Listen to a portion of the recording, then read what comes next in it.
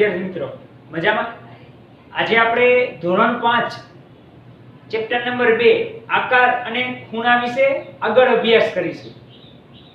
આગળના લેક્ચરમાં વિદ્યાર્થી મિત્રો આપણે અલગ અલગ પ્રકારના ખૂણા છે, જેમ કે લઘુકોણ, કાટકોણ, ગુરુકોણ, એના વિશે આપણે અભ્યાસ કરેલો હતો.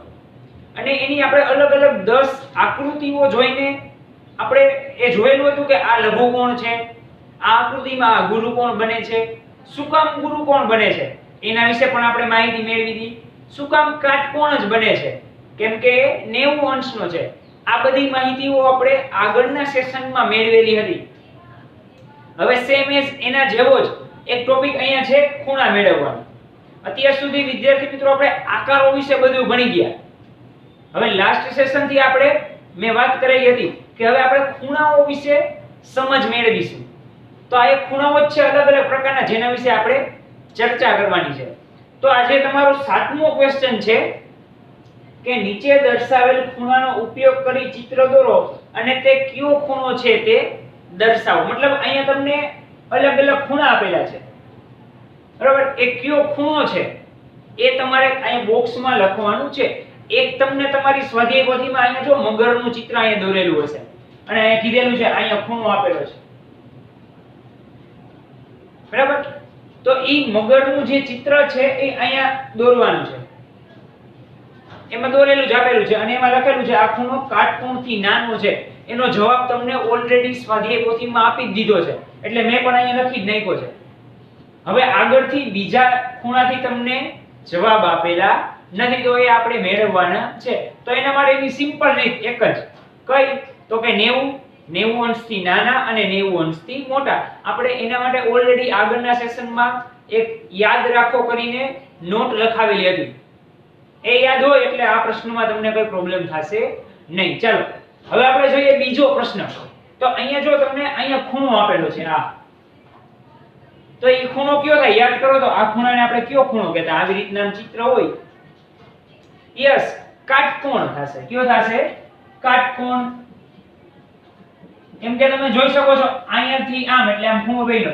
હવે જો એવું નથી વિચારવાનું, ઘણા એમ કે સર તમે તો આવું કીધું હતું, અહીંયાથી આમ કરીને આમ ખૂણો, આમાં તો આમ ગોળ આપેલો છે, તો એ ખૂણો તો સરખો જ બને, એમાં કોઈ ચેન્જ પડતો નથી. હવે તમે આ ખૂણો કદાચ કાઢી નાખો, આઈ કાઢી નાખો અને આઈ કાઢી નાખો, હવે જોવો તો બરાબર એ આમ હોય કે આમ હોય, ખૂણો તો કયો બનશે? કાટકોણનો જ બનશે. કેમ કે તમે આ બે લાઈન જોઈ લ્યો, આ સીધે સીધી 90 અંશને અહીંયા ટચ થાય છે એટલે આ શું થશે? કાટકોણ થશે. એવી રીતના આપણે જોઈએ ત્રીજી આકૃતિ. તો યાદ કરો આવી આકૃતિ આપણે કાલે આવી ગઈ હતી, યાદ કરો તો આને આપણે શું કહી? આ ઈ જ વસ્તુ છે, ખાલી આને આમ ઊંધી કરી નાખી છે. જો અહીંયા ધ્યાન આપો, આ આકૃતિ છે, ઓકે ચાલો આ બે આમાંથી કોઈ પણ એક આ કાટકોણને કન્સિડર રાખો. ચાલો હવે એને હું લઈ લઉં છું અહીંયાથી આમ, તો ઈ શું થઈ ગયું?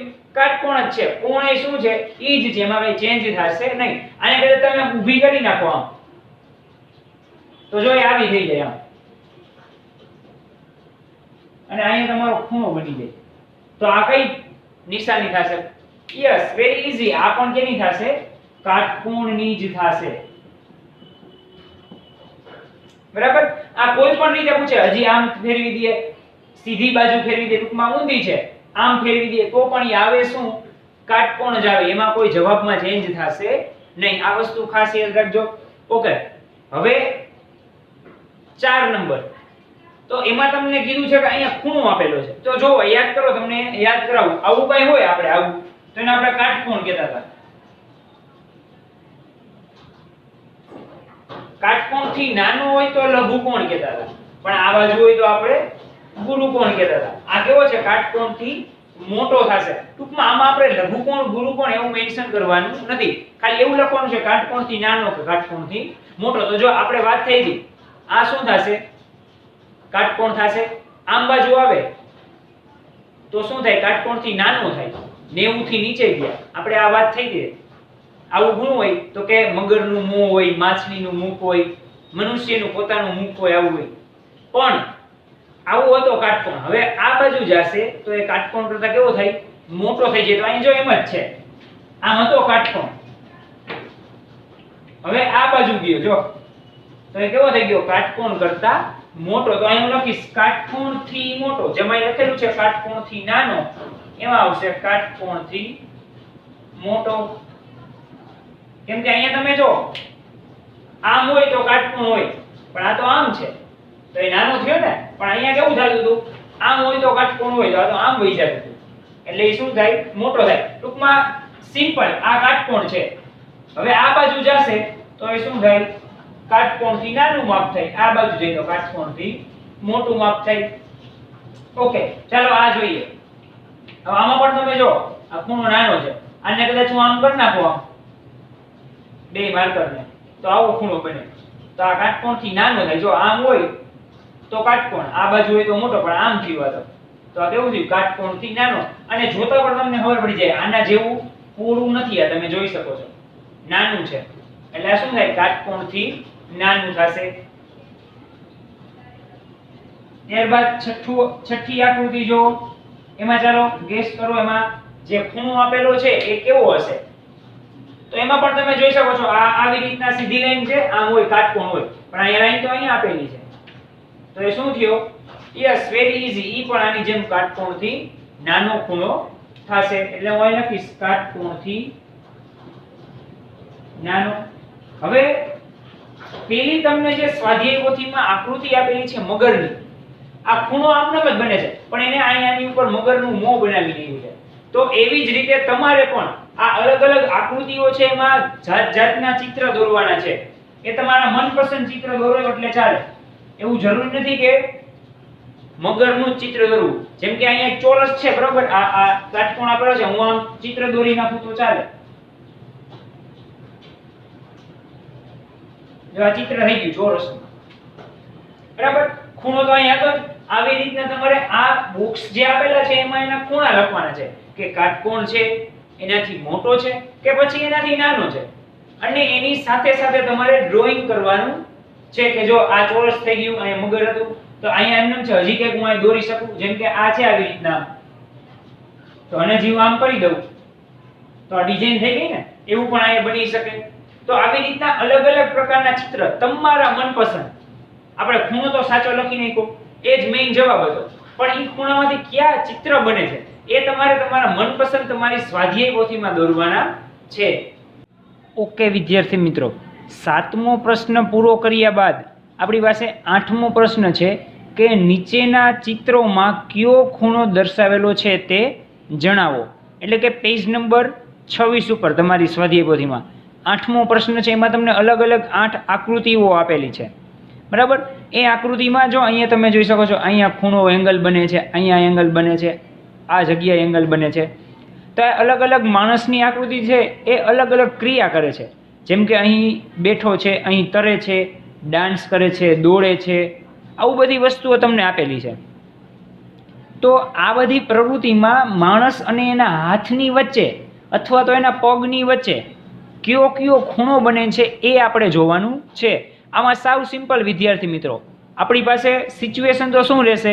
જે આગળ હતી એ જ. 90 અંશ હોય તો કાટકોણ, એનાથી નાનો હોય તો કાટકોણથી નાનો, અને એનાથી મોટો ખૂણો હોય તો કાટકોણથી મોટો ખૂણો. ખાલી આપણે એવું લખવાનું છે. તો એ તો તમને હવે આઈડિયા આવી જ ગયો હશે, કેમ કે આપણે 6થો પ્રશ્ન પણ એના જેવો જોયો, આગળ 7મો પ્રશ્ન પણ આપણે એના જેવો, અને આપણો આજનો 8મો પ્રશ્ન પણ એ જ છે. ખાલી ચેન્જ શું થાય છે? આપણી પાસે આકૃતિ ફરતી જાય છે, બાકી બીજો કોઈ ચેન્જ થતો નથી. આપણે હમણાં આની પહેલાંનો ક્વેશ્ચન જોયો, એટલે કે 7મો પ્રશ્ન ભણી ગયા. તો એમાં શું હતું? અલગ અલગ ખૂણા આપેલા હતા, એના ઉપરથી આપણે ચિત્રો દોરેલા હતા. અહીંયા એમ જ છે, ચિત્રો આપેલા છે, ચિત્ર દોરવાના નથી, પણ ખૂણા કયા છે એ લખવાના છે. જે હમણાં આપણે ઓલરેડી જોઈ ગયા કે કાટકોણ છે, કાટકોણથી નાનો છે કે પછી કાટકોણથી મોટો છે. તો ચાલો આપણે શરૂઆત કરીએ. પહેલી આકૃતિ તમે જોઈ શકો છો, આ ભાઈના અહીંયા હાથમાં અહીંયા એંગલ બને છે. તો તમે વિચારો તો જરાક, એ આકૃતિ શેની હોઈ શકે? તમે જોઈ શકો છો કે આવી રીતના આમ ખૂણો બને છે. જો આમ આમ આમ ખૂણો બને છે. તો આ વસ્તુ છે એ કેની છે? તો કે કાટકોણથી મોટો ખૂણો થાય. કારણ કે જો આમ હોય તો કાટકોણ થાય, પરંતુ આ તો ખૂણો આમ નમી છે, તો એ શું થાય? કાટકોણથી મોટો. એટલે પહેલી આકૃતિમાં શું આવશે? કાટકોણથી મોટો ખૂણો. જો અહીંયા પેલું તમારે શું લખવાનું થશે? કાટકોણથી મોટો ખૂણો. જો હું લખું છું એવી રીતના લખતા જાઉં તમારી સ્વાધ્યાય પોથીમાં.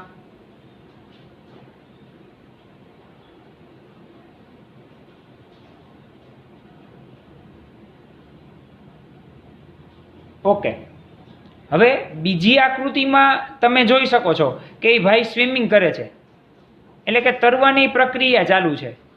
તો એમાં એ જે તરે છે એના આ હાથમાં અને અહીંયા ખૂણો બને છે આ જગ્યાએ. તો એ તમે જોઈ શકો કઈ રીતના ખૂણો બનતો હોય, તો કે આવી રીતના ખૂણો બને છે આમ. તો આ વસ્તુ કેવી હોય? કાટકોણથી સ્વાભાવિક છે નાની જ ખૂણો થશે.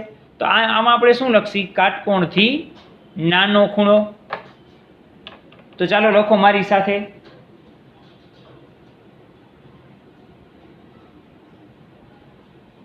કાટકોણથી નાનો. હવે ત્રીજી આકૃતિ પણ તમે જોઈ શકો છો, બરાબર. એમાં એ ભાઈ બેઠો છે તો એના પગની સાથે એક ખૂણો બને છે. એમાં કંઈક આવું તમને આપેલું છે, આમ અને આમ. જો બરાબર, બે મેચ થઈ ગયું. તો આ પણ કેવો થશે? કાટકોણથી. આ પણ અહીંયા જે ખૂણો બનશે આ ખૂણો એ પણ કેવો થશે? કાટકોણથી નાનો ખૂણો. એટલે એમાં પણ આપણે લખશી કાટકોણથી નાનો.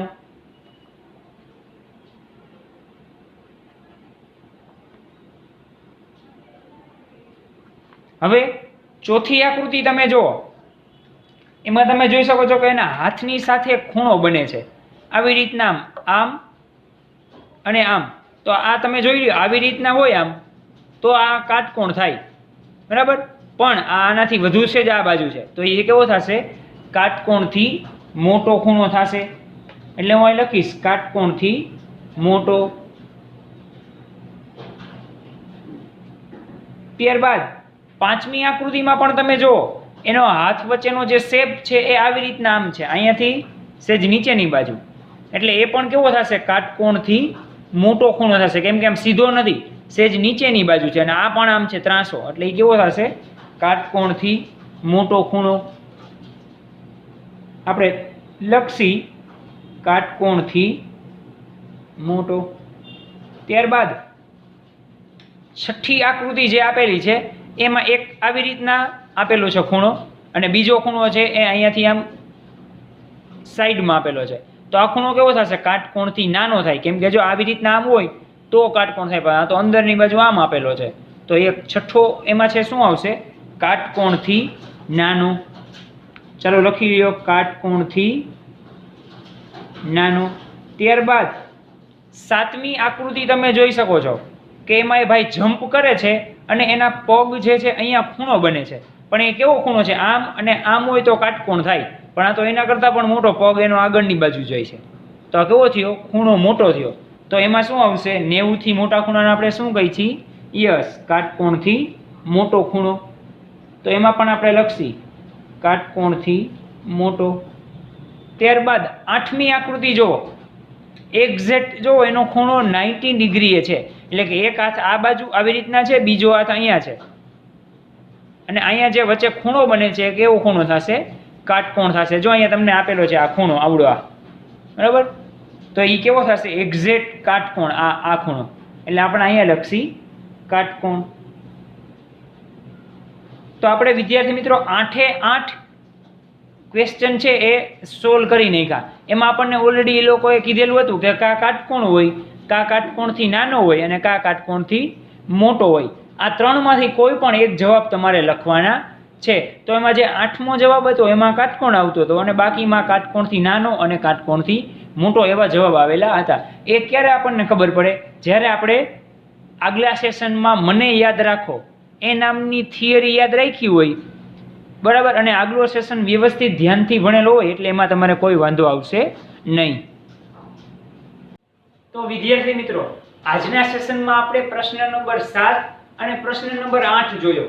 7મો પ્રશ્ન હતો એ શું હતો? તો કે અલગ અલગ ખૂણા આપેલા હતા, અને એના ઉપરથી આપણે કયો ખૂણો છે, કાટકોણ છે, કાટકોણથી નાનો છે કે પછી કાટકોણથી મોટો છે, એના વિશે આપણે જોયું. અને એને મેં તમને હોમવર્કમાં આપેલું હતું કે એમાં અલગ અલગ ચિત્ર તમારે દોરવાના છે. ત્યારબાદ 7મો પ્રશ્ન પૂરો કર્યા બાદ 8મો પ્રશ્ન હતો એ આપણે તમારી સ્વાધ્યાય પોથીમાં જોયો કે કઈ રીતના અલગ અલગ 8 આકૃતિ આપેલી હતી, એમાં એ ભાઈના હાથ અને પગ સાથે જે એંગલ બનતા હતા એ કેવા એંગલ હતા, એટલે કે કાટકોણથી નાના, કાટકોણ કે કાટકોણથી મોટા. તો આ પ્રશ્ન આપણે સોલ્વ કરેલા. આ આશા રાખું છું કે આ પ્રશ્ન સાવ સહેલા હતા, કેમ કે આપણે ઓલરેડી આ આગલા સેશનમાં પણ ભણી ગયા હતા, એટલે આમાં તમને કઈ પ્રોબ્લેમ થયો હશે નહીં. પરંતુ હજી આના જેવા જ પ્રશ્ન હું તમને વર્કશીટમાં આપીશ, એ તમારે પૂર્ણ કરવાના રહેશે. આજનો સેશન આપણે અહીંયા સમાપ્ત કરીએ છીએ. ધન્યવાદ.